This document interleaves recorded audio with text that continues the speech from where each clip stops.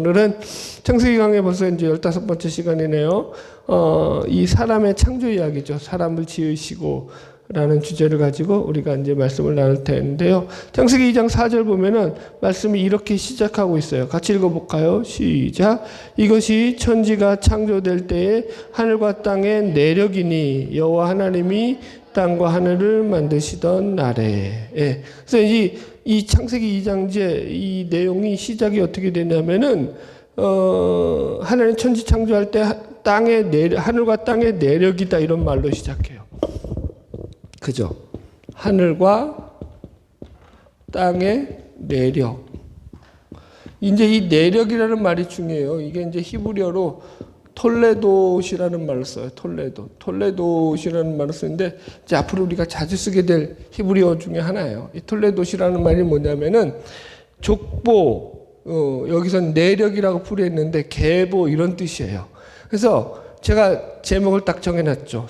성경은 무슨 이야기다? 족보 이야기다. 내력 이야기다. 왜 제가 그렇게까지 얘기하는지 이제 여기 제가 이 참고 구절을 쭉 써놓은 거 보면 이해가실 거예요. 지금 갑자기 왜 여기서 내력이라는 말을 왜 쓸까요? 그죠? 지금 하늘과 땅의 내력이다라고 표현했거든요. 그럼 계속 이런 말들이 그런데 이 톨레도시라는 말을 쓴 건데 이 말이 계속 반복해서 이제 쓰여진다라는 걸 성경에서 우리가 확인하게 될 거예요. 자, 보세요. 우리 지금 읽었듯이 창세기 2장 4절에 이것이 천지가 창조될 때 하늘과 땅의 내력이다 라고 나왔죠. 창세기 5장 1절에 이것이 아담의 계보를 적은 책이니라. 그죠? 아담의 족보에 대해서 얘기하고 있어요. 그죠? 그 다음에 창세기 6장은 이것은 노아의 족보니라. 그 다음에 창세기 10장에 가면은 노아의 아들 셈과 함과 야벳의 족보는 이러하니라. 제가 다 기록 안 했는데 그래서 셈의 족보도 나오고요. 그래서 그렇게 족보 이야기가 계속 나와요. 그 자식들의 족보라고. 그 다음에 창세기 11장 27절에 가면 이것은 데라의 족보는 이러하니라. 이렇게 나와요. 그죠? 그 다음에 이스마엘의 족보도 나오죠. 창세기 25장 12절 사라의 여종 애굽인 하갈이 아브라함에게 낳은 아들 이스마엘의 족보는 이러하고 창세기 36장 1절 에서 곧 에돔의 족보는 이러하리라. 창세기 37장 제가 지웠네요. 몇 절인지 몰라. 37장 가면 이제 야곱의 족보는 이러하니라 이렇게 나와요. 재밌는 게 37장에서 야곱의 족보는 이러하니라 라고 할 때 사실은 야곱은 훨씬 그 앞에 나와요. 야곱의 스토리는. 37장부터는 무슨 스토리냐면은 요셉의 이야기예요. 요셉의 이야기인데 요셉의 이야기를 뭘로 표현하고 있다고 성경은? 야곱의 족보다라고 말하고 있다고요. 이거 조금 이따 설명하고요. 마태복음 1장 1절도 어떻게 시작하죠? 아브라함과 다윗의 자손 예수 그리스도의 계보. 이게 이제 족보라는 얘기죠. 쉽게 말하면. 여러분들. 그러니까 이 족보의 의미를 제가 이렇게 코멘트를 달아놨죠. 이 족보를 왜 족보라고 표현하냐면 이게 단순히 어떤 사람의 역사를 기록하려는 목적이 아니라 그 안에 담겨있는 구속사적인 역사의 흐름을 갖다가 우리에게 알려주는 거거든요. 구속사적인 역사의 흐름. 그러니까 하나님의 역사가 어떻게 이 험한 이 세상 가운데서 이루어지고 펼쳐져 가는지를 우리로 하여금 확인하게 하는 거예요. 보세요. 겉으로 눈으로만 보면은 세상 역사 가운데 하나님의 역사가 이게 드러나지 않는다. 안 보여지죠. 그죠? 그런데 이 성경을 통해서 하나님이 그 역사를 우리에게 확실히 드러나게 한다고요. 보여지게 한다고요. 자, 아까도 잠깐 설명했지만 창세기 37장에 가면은 요셉의 이야기를 시작하는 거거든요. 한번 확인해 보세요. 창세기 37장 가보세요. 창세기 37장. 네. 1절, 2절 읽어보세요.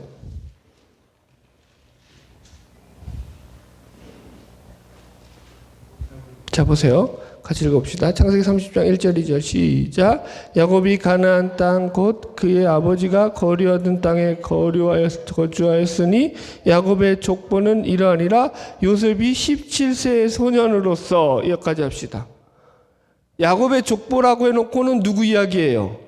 요셉 이야기하죠. 그리고 다 요셉 이야기예요. 그 뒤는.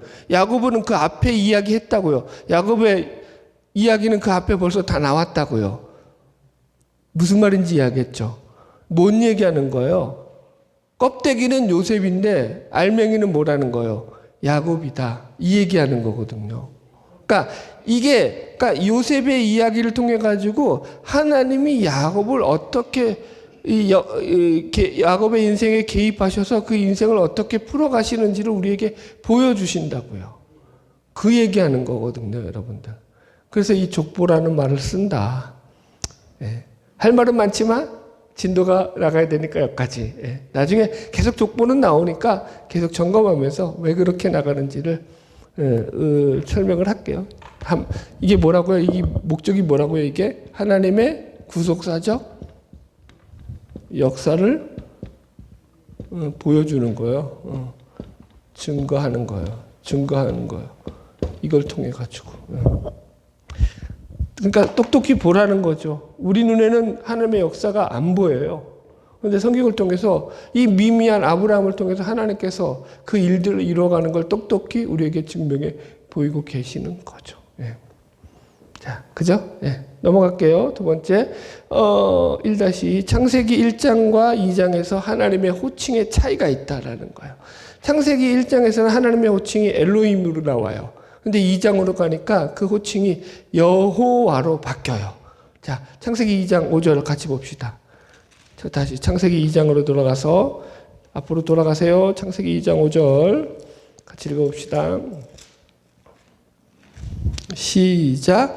여호와 하나님이 땅에 비를 내리지 아니하셨고 이렇게 나오죠.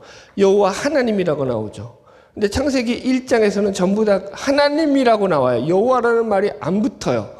그래서 이 하나님이라는 말이 엘로힘이에요. 쉽게 말해서 우리가 체험했듯이, 그죠? 창세기 1장 태초에 하나님이 천지를 창조하셨다 했을 때 엘로힘의 하나님이에요. 그런데 창세기 2장으로 와서는 그 호칭이 엘로힘에서 뭘로 바뀌었다고요?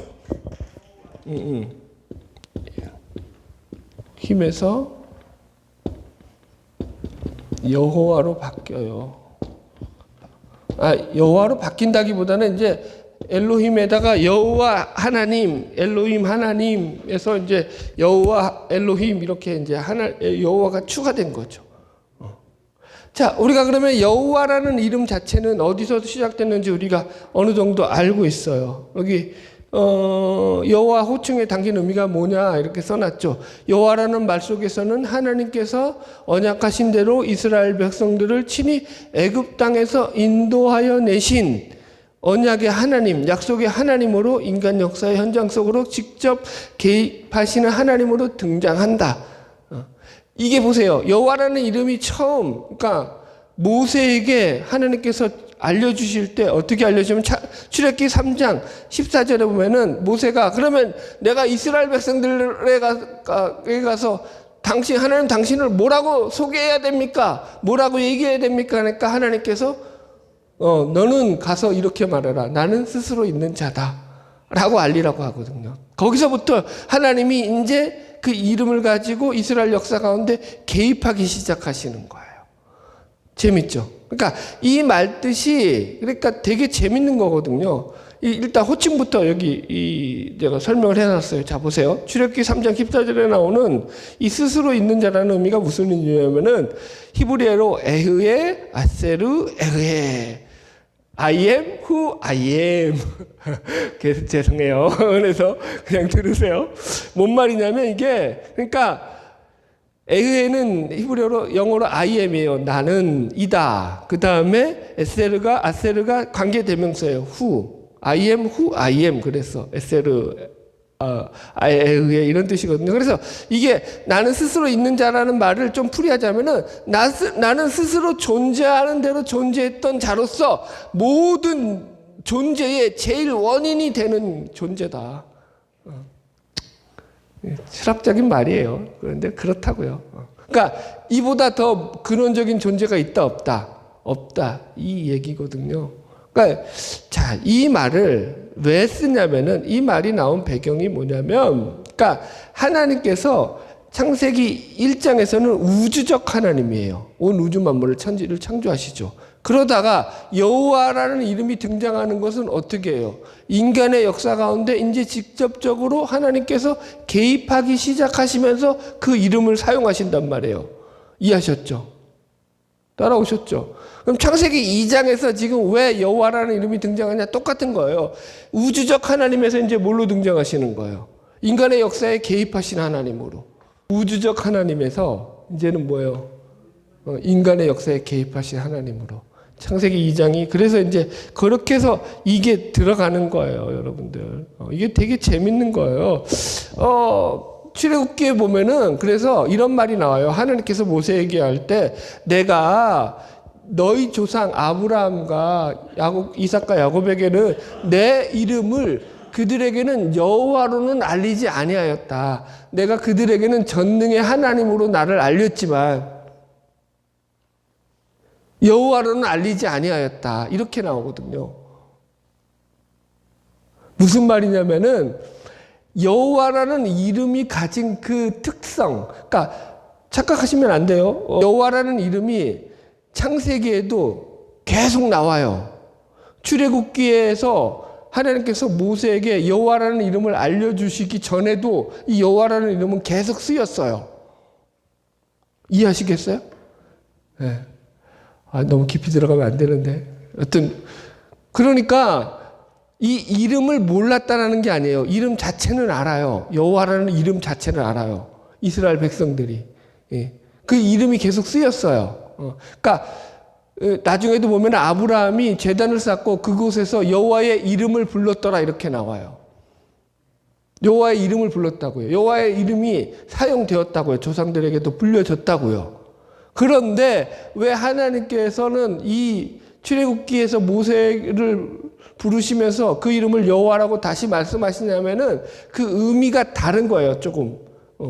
어떤 의미가 있냐면은 이제 여호와로 하나님께서 직접적으로 그 삶 가운데 개입하는 거예요. 그러니까 어떤 개입이냐면은 여호와로 개입했을 때는 그 하나님께서 그들의 삶을 통해 가지고 하나님께서 어떤 역사를 이루시고 새로운 변화를 일으키시는 일들을 시작하신다라는 거예요. 그래서 여호와라는 이름이 이제 등장하는 거거든요. 자, 보세요. 정리합시다. 나중에 나오면 다시 정리해 드릴게요. 자, 보세요. 지금 그래서 2장에서 여호와라는 이름이 나오는 건 하나님이 우주적 차원의 하나님으로만 머물러 있겠다는 거야? 아니 있겠다는 거야? 그러지 않으시겠다는 거예요. 이제 우리의 역사 가운데 들어오셔서 하나님이 일하시겠다는 거예요. 거꾸로 말하면, 자 보세요. 하나님이 그들에게 내 이름을 여호와로 너희들에게 이제 알려준다. 내 이름을 내가 여호와로 너희들에게 알려준다라고 했을 때는 우리가 하나님의 이름을 여호와로 알게 됐을 때는 어떤 일이 일어나는 거예요? 내 안에서 하나님이 내 삶에 개인적으로 들어와서 내 삶을 뒤집어 엎어요. 누구처럼? 아브라함처럼, 이삭처럼, 야곱처럼. 그게 이제 어떻게 발전되는 거예요? 이제 더 큰 하나님으로, 우주적 존재로서.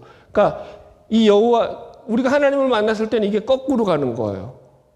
내 개인의 삶을 통해서 하나님이 온 엘로힘의 하나님으로, 온 우주 만물을 창조하신 하나님으로까지 믿어지게 되는 거죠. 내 삶의 기적을 통해서. 하여튼 이해는 됐죠? 무슨 말인지. 여호와라는 의미가 그렇게 담겨져 있다. 넘어갈게요. 자, 1-3 문화위임권 창세기 2장 5절로 6절 같이 읽읍시다. 시작.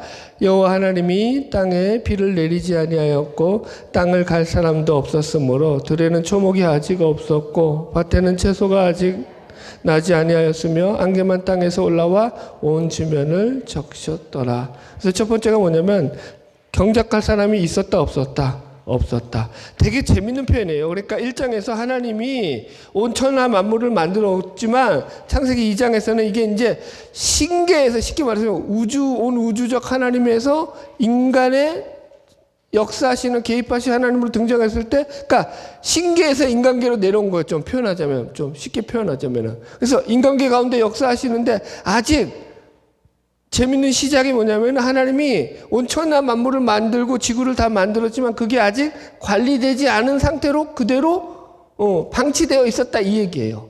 그런데 그 이유를 뭐라고 말한다고요? 여기 아직 경작할 사람이 없었으므로 이렇게 말해요. 그죠? 갈 사람이 없었다는 게 경작하다라는 거예요, 원어로. 그죠? 여기 써놨죠. 그러니까 일할 사람이 없어서 아직 이 지구가, 그죠? 그렇게 이 채소도 나지 않고 식물도 자라게 하지 않았다, 이런 얘기가 되거든요. 그러니까 이것은 제가 이렇게 다 코멘트를 달았죠. 하나님이 이 지구를 완벽하게 창조하셨지만 인간이 만들어지기까지는 운행되지 않았다는 것을 통해서 인간이 모든 것을 관리하고 다스리는 관리자로 세워졌음을 우리에게 보여준다.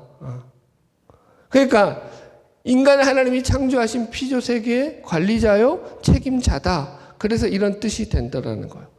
우리도 마찬가지잖아요. 야, 쉽게 설명을 하면요. 어느 이제 사장이 큰 공장을 만들었어요. 그리고 거기다가 기계를 설치해 놨어요. 이제 그래서 돈을 막대하게 투자해서 기계를 설치하고 전부 다 이제 공장에다가 그런 것들을 다 설치해 가지고 이제 물건만 생산하면 되는데, 설치를 했는데 거기 가서 그것을 갖다가 그 기계를 돌릴 기술자가 없어요. 그 공장에. 그럼 거기서 기계에서 물건을 뽑아낼 수 있어요? 없어요? 없죠. 거기서 기술자가 들어가야지. 그죠? 공장이 돌아가잖아요. 똑같은 얘기라니까요. 하나님이 우리를 그렇게, 그러니까 쉽게 말해서 무슨 얘기냐면은 이 지구라는 이 지구 안에, 그죠? 이 지구 안에 이 모든 생태계의 총관리자로서 인간을 세웠기 때문에 이 지구는 인간이라는 존재를 중심축으로 해서 어떻게 되겠다? 돌아가게 만드셨다. 운영되게 만들었다. 그걸 갖다가 제가 표현을 이렇게 놨잖아요. 이거 신학적으로 문화 위인권이라고도 말하고, 그죠? 이런 말을 쓴다라고 제가 설명을 드렸습니다. 예. 그래서 여러분들, 이게 참 중요한 게, 우리가 문화 위임을 받았다는 것은 이게 그냥 이 자연을 갖다가 다스리고 정복하라고 하니까 착각을 해가지고 이게 그냥 무조건 폭력을 가지고 집어삼키고 압제하고 전제군주처럼 막 누르라는 그런 개념이 아니라, 여기 문화적 소명이라고도 표현했잖아요. 그러니까 잘 관리하라는 거예요. 잘 돌보라는 거예요, 여러분들. 자, 우리가 여러분들 보세요. 이게 재밌는 게, 어린애들은요, 저기 산으로 들러가가지고, 그죠? 거기서 산 보고 들고 자연 보면서 경치 보는 거 좋아해요? 아니면은 놀이공원 가서 테마파크에서 놀이기구 타는 거 좋아해요? 놀이기구 타는 거 좋아하죠. 나이가 들면, 여러분들 놀이기구 타는 데 보내줄까? 아니면 저기 설악산 관광 보내줄까 하면 어디 가겠어요? 다 설악산 가죠. 무슨 말인지 이해가시죠? 나이가 들면 인간은 자연적으로 자연이 좋아져요. 그게 하나님이 우리를 만드신 그 섭리 가운데 있다니까요. 그래서 이런 것들이 자연 속으로, 인간 속에서 이 땅을 다스리며 살게 하시는 하나님의 그 계획과 목적 가운데 들어가 있다. 자, 이게 이제 이 5절까지 6절까지의 내용이었고요. 이제 7절 우리 같이 읽읍시다. 7절 이제 오늘 또 중심 주제 중에 하나죠. 창세기 2장 7절 시작. 여호와 하나님이 땅의 흙으로 사람을 지으시고 생기를 그 코에 불어넣으시니 사람이 생명이 된지라.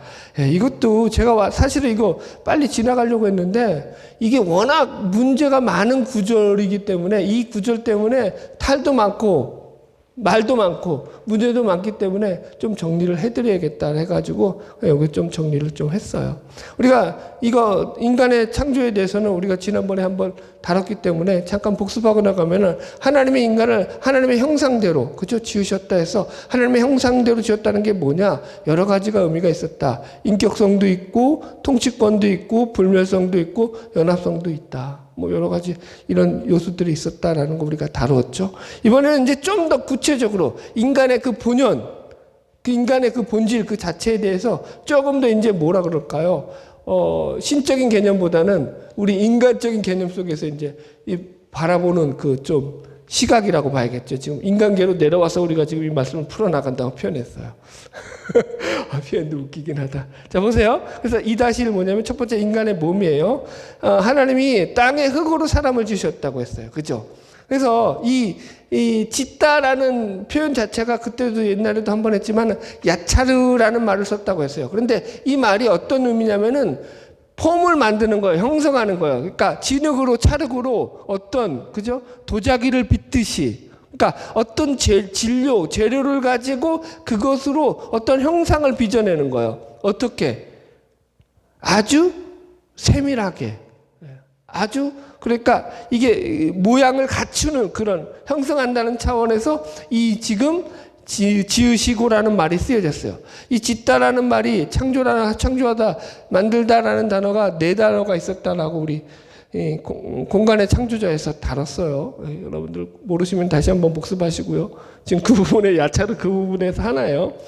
보세요. 이 단어가 똑같이 인간만이 아니라 짐승들에게도 쓰였어요. 자, 보세요. 창세기 2장 19절 시작. 여호와 하나님이 흙으로 각종 들짐승과 공중의 각종 새를 지으시고, 이 지으시다는 것도 야차르예요. 인간이나 짐승이나 똑같이 하나님께서 뭘로 지으셨다고요? 흙으로 각종 짐승을 지으셨다라는 거예요. 여러분, 그러니까 사실 인간이 그러니까 하나님을 알지 못하면 짐승과 다를 게 없는 거죠. 그런 차원에서. 자, 보세요. 인간의 육신의 유한함. 그런데 이게 땅의 흙으로 할 때 이 흙이 이게 아파르예요. 히브리 아파르. 이게 뭐냐면 먼지 티끌이에요. 티끌. 우리가 알고 있는 그런 흙 개념이 아니야. 뭉텅그리 흙이 아니라 휙 뿌리면 날아가는 거 있죠. 먼지. 그러니까 우리가 햇빛 날 때 여러분들 햇빛 날 때 보면은 창문에 우리가 방먼지 한번 탁 털면 먼지가 쫙 튀듯이 그 먼지 그거예요. 그거 여러분들.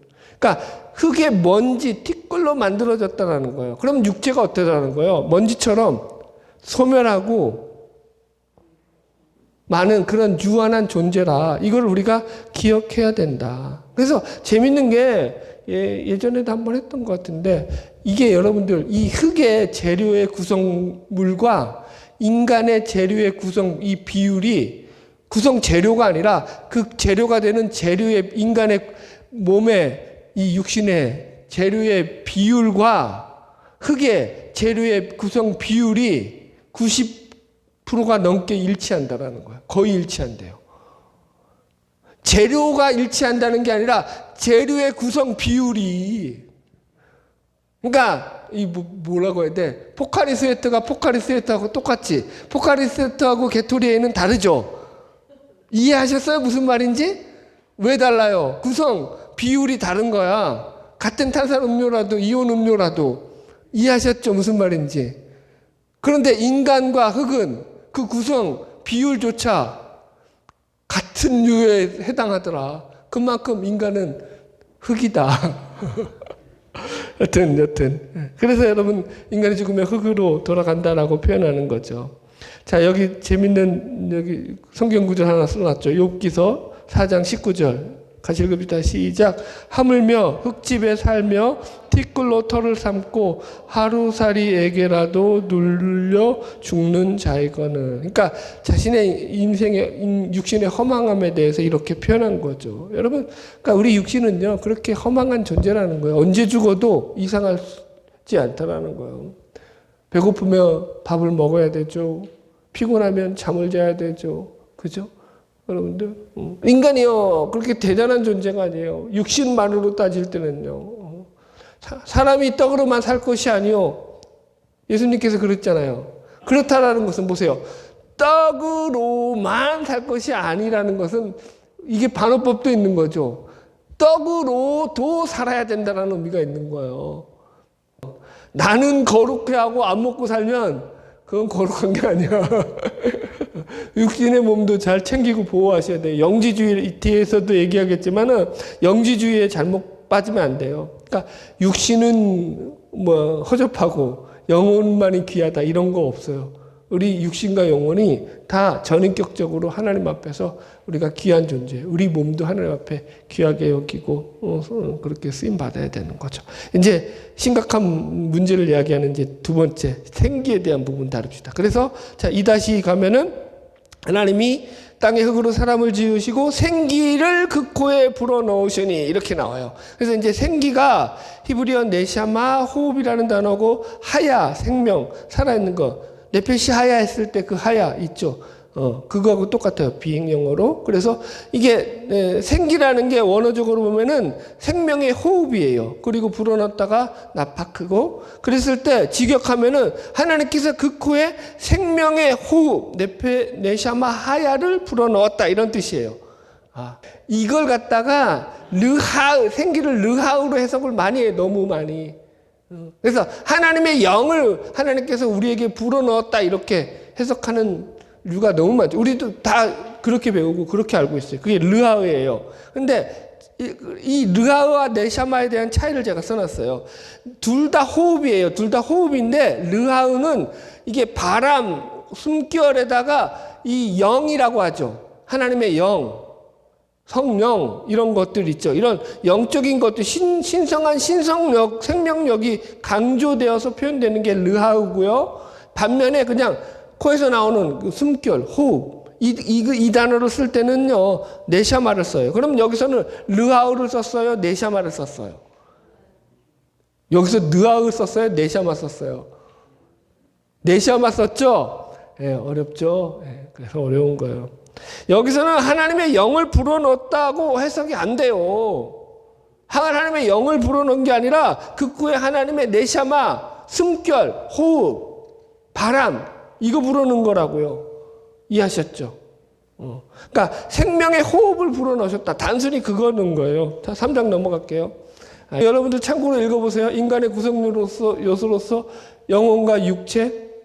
그래서 이걸 갖다가 자꾸 어떻게 해석하냐면은 이게 이 하나님의 영을 불어넣었다라고 해가지고 이게 이제 3분법이거든요. 그러니까 그래서 이게 우리가 영적인 존재가 됐다 이렇게 가는 거거든요.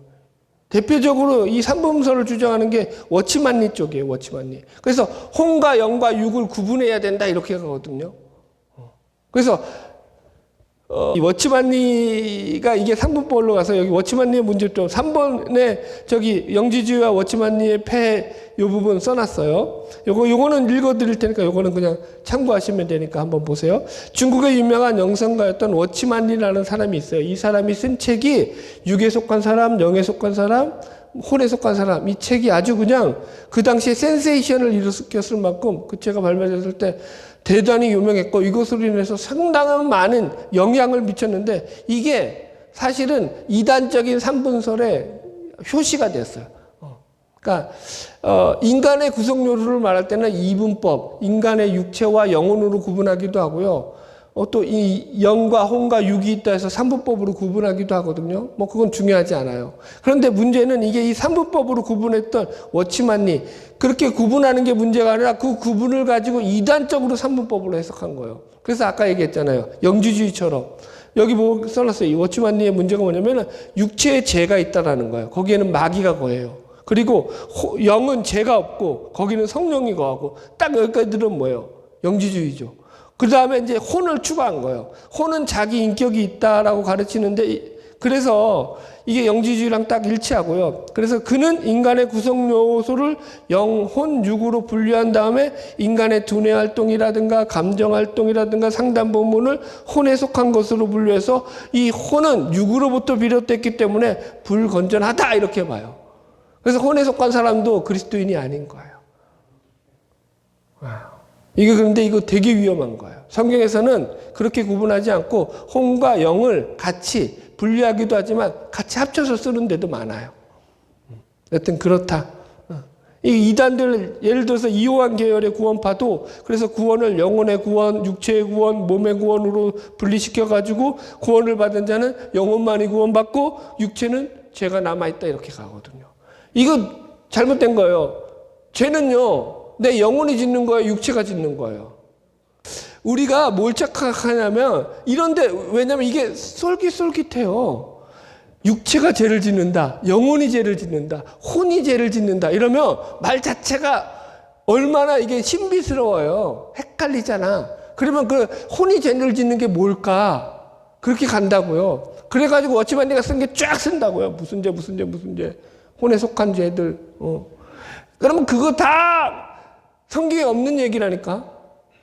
성경은요, 죄를요, 전 인격적으로 우리 자신이 짓는 거예요. 전 인격인 나 자신이 죄를 짓는 것이 육체가 죄를 짓고 영혼이 죄를 짓고 이렇게 안 가요. 죄는 누가 짓는 거예요? 전 인격적으로 내가.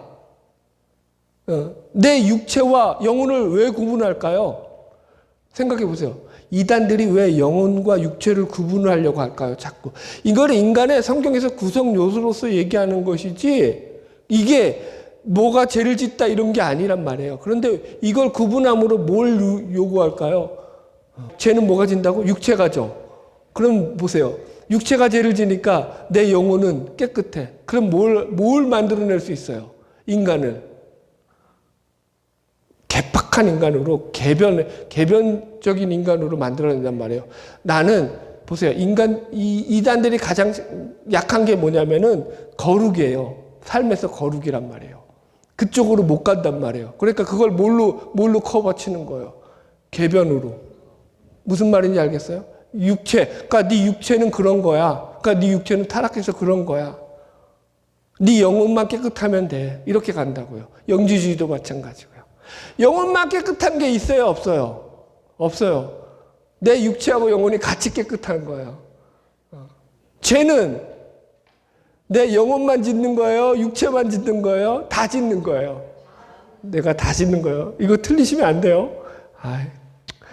또 흥분했네. 아니, 왜냐면 내가 이거 되게 많이 했어요. 여러분들한테 인간론 하면서. 그래서 이거를 자꾸 이게 이단들에게 속기 딱 좋은 거거든.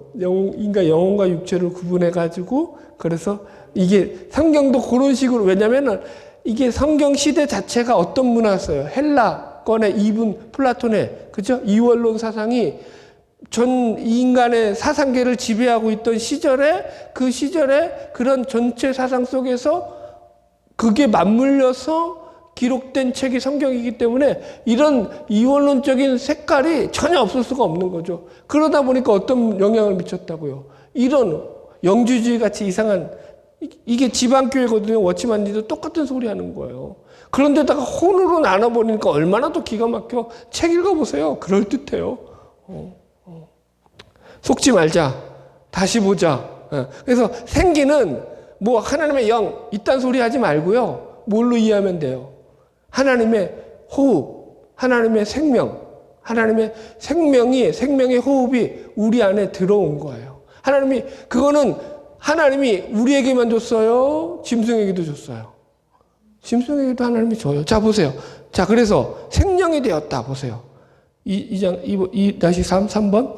생명이 된지라 했을 때 이 생명이 됐다라는 게 뭐라고 말하겠다고요? 네페시 하야. 우리 이거 계속 했었죠. 네페시 하야는. 그러니까 살아있는 존재예요. 네페시 하야가.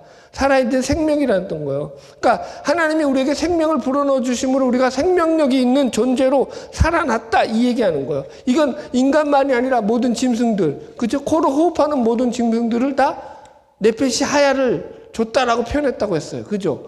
이거 식물한테만 해당이 안 되는 거라고 했죠. 기억나시죠? 4장 넘겨주세요. 그래서 정확하게 번역하면은 이거는 숨쉬는 생명체가 돼야 되는 거예요. 살아 숨쉬는 생명체. 이해하셨죠? 내가 이렇게, 요거 3번 밑에 요거 읽어드리고 갈게요. 3번 밑에. 네페시 하야의 본래적인 의미인 살아있는 생명, 이런 뜻으로 해석하는 것으로 족하다라는 거예요. 이해하셨죠? 살아있는 생명이 됐다. 이것으로 해석하는 게 족하는 거예요. 이것을 갖다가 생명이라고 번역을 한 것도 좋은 번역은 아니라고 했어요. 생명이라고 하니까 여기가 영이 들어가니까 이게 그래서 우리가 영적인 존재가 됐다. 이렇게 착각할 수 있다. 근데 원어는 그렇지 않다. 물론 사람이 영적인 존재인 건 맞아요. 그러나 지금 본문에서는 그게 그렇게 쓰여지고 있지 않아요. 하나님이 생명의 호흡을 통해서 생명을 가진 존재로 우리를 창조하셨다. 그 증거가 바로 이 본문이다. 그것만으로 족하다.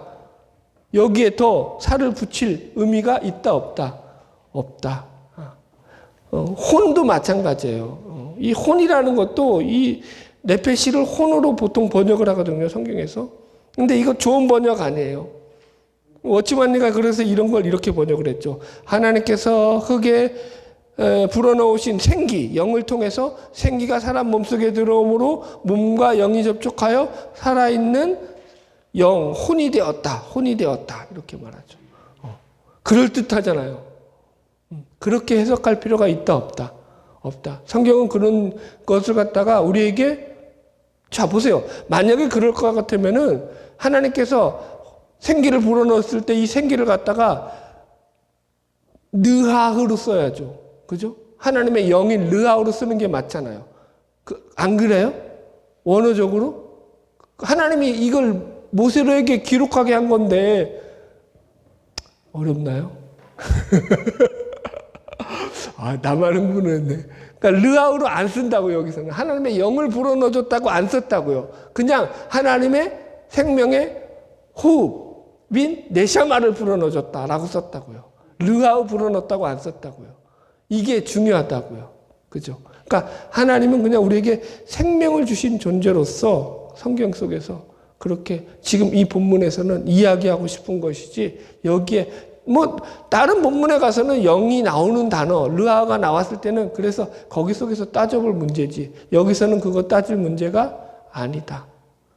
여기서는 지금 지금 창세기에서는 창세기 2장에서는 하나님께서 인간을 창조하실 때 인간을 만드시는 그 하나님이 인간의 조물주고 창조주가 되심을 지금 성경이 증거하기 위해서 이 부분을 기록하고 있다. 그 이상도 그 이하도 아니다. 넘어가면 곤란하다. 네, 여기까지만 할게요. 정리하겠습니다. 네. 교훈과 적용. 네. 인간은 하나님의 창조 역사 가운데 중심축을 이루는 존재로 창조되었다. 그죠? 아까도 얘기했죠. 하나님께서 모든 것을 만드시면서 아직 인간이 인간이 만들어지지 않아서, 그죠? 예. 땅을 갈 사람이 없어서 아직까지 이 땅에 초목도 아직 없었고 밭에 채소도 나지 아니하였다라고 얘기했죠. 하나님이 모든 인간을 통해서 이 땅의 모든 것들을 다스리고 경작하고 관리하게 하셨다. 그러므로 이 땅을 잘 관리하고 다스릴 권리와 책임이 우리에게 있다. 그죠? 그러니까 인간이 여러분들 잘 살아야 되죠. 그 다음에 두 번째, 인간의 생명은 이게 하나님의 생명의 호흡이라고 표현했어요. 그러니까 하나님으로부터 주어진 것이다. 하나님이 우리 생명의 주인 되심을 인정하면서 살아가자. 여기까지라는 거죠. 우리 생명이 하나님으로부터 주어졌음을 지금 우리에게 알려주고 있는 본문이다. 여기서 영이 나오고 혼이 나오고 뭐 육이 나오고 이런 거 나오면 이단으로 간다. 조심해라. 네, 여기까지 했습니다. 그래서 여러분, 이것만 해도 얼마나 커요. 하나님이 우리 가운데 생명의 주인이다. 내 생명은 내 것이다? 아니다. 아니다. 진짜요? 내 생명은 하나님의 것이다. 그래서 내가 하나님의 뜻대로 내 삶을 또 열심히 살아가야 된다. 우리는 인간의 육체는 한계가 있다고요. 연약하다고요. 시간이 흐름에 따라서 우리는 그 인간의 육체가 무너지는 것처럼, 이게 연약해지는 것처럼 우리의 생각도 그렇게 연약해질 수 있죠. 그러나 우리 안에서 하나님께서 만드신 하나님의 생명의 그 신비로운 힘으로 인해서 우리는 날마다 우리의 삶이, 육체는 늙어가지만 우리의 정신이죠. 우리의 생각이죠. 우리의 마음은 점점점 하나님 앞에서 더 건강해지는 거죠. 더 자라나게 되는 거죠. 아멘. 그래서 우리의 믿음이, 바라기는 저 여러분 모두 그렇게 주님 안에서 날마다 주님 앞에 서는 날까지 더욱더 하나님 앞에서 더욱더 건강하게 믿음으로 승리하는 저 여러분 되기를 주의 이름으로 축복합니다.